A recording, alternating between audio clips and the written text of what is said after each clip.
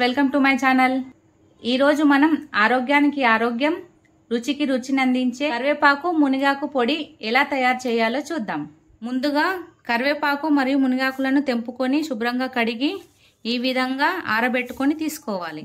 పొడిలోకి కావలసినవి ఎండుమిర్చి, పల్లీలు, జీలకర్ర, ధనియాలు, శనగపప్పు, మినపప్పు, నువ్వులు, వెల్లుల్లిపాయలు, అలాగే నానబెట్టుకున్న చింతపండు. ముందుగా గ్యాస్ వెలిగించుకొని ఒక కడాయి పెట్టుకోవాలి. ఆయిల్ పోసుకొని ముందుగా పల్లీలను వేసుకొని కలుపుకోవాలి. అలాగే శనగపప్పు, మినపప్పు, నువ్వులు వేసుకొని అంతా కలుపుకోవాలి ఒకసారి. ఇవి కొద్దిగా వేయించుకున్న తర్వాత ధనియాలు అలాగే ఎండుమిర్చి వేసుకొని వేయించుకోవాలి.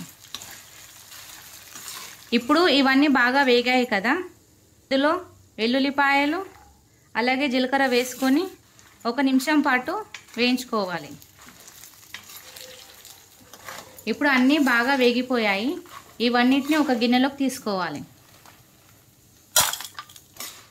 ఇలా అన్నిటినీ గిన్నెలో వేసుకొని చల్లారేంత వరకు పక్కన పెట్టుకోండి.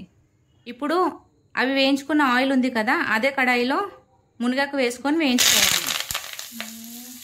గ్యాస్ లో ఫ్లేమ్లో పెట్టేసి మాడకుండా వేయించుకోవాలి.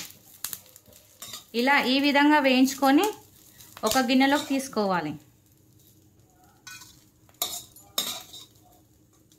చింతపండు వేసి వేయించుకుందాం. చింతపండుని 2 నిమిషాలు వేయించుకొని తీసుకోవాలి. అదే కడాయిలో మరింత ఆయిల్ పోసుకొని కరివేపాకు అంతా వేసి వేయించుకోవాలి. నేను మునగాకు కంటే కరివేపాకు కొద్దిగా ఎక్కువ క్వాంటిటీలో తీసుకున్నాను. మీరు 2 ఈక్వల్గానైనా తీసుకోవచ్చు. ఈ ఆకులని మనం ఇలా పొడిలా చేసుకొని తింటే మన ఆరోగ్యానికి ఎంతో మంచిది. మనం కరివేపాకుని లో ఫ్లేమ్లో పెట్టేసి వేయించుకోవాలి, లేదంటే కరివేపాకు అంతా మాడిపోయి మనకు చేదుగా వచ్చేస్తుంది. కరివేపాకు అంతా వేగిపోయింది. ఇప్పుడు గ్యాస్ ఆఫ్ చేసుకొని దీన్ని ఒక గిన్నెలోకి తీసుకుందాం. ఒక మిక్సీ జార్ తీసుకొని మనం వేయించి పెట్టుకున్నవన్నీ వేసి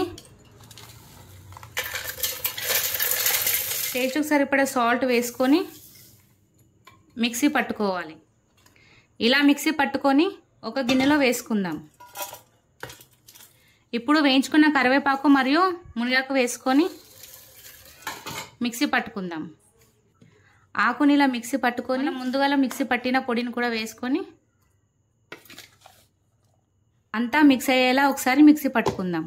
ఈ విధంగా మిక్సీ పట్టుకొని ఒక గిన్నెలో వేసుకుంటే ఈ పొడిని మనం వేడివేడి అన్నంలోనైనా లేదా ఇడ్లీ దోశతోనైనా తింటే చాలా టేస్టీగా ఉంటుంది. సాల్ట్ తక్కువ అనిపిస్తే టేస్ట్ చూసి సాల్ట్ వేసుకోండి.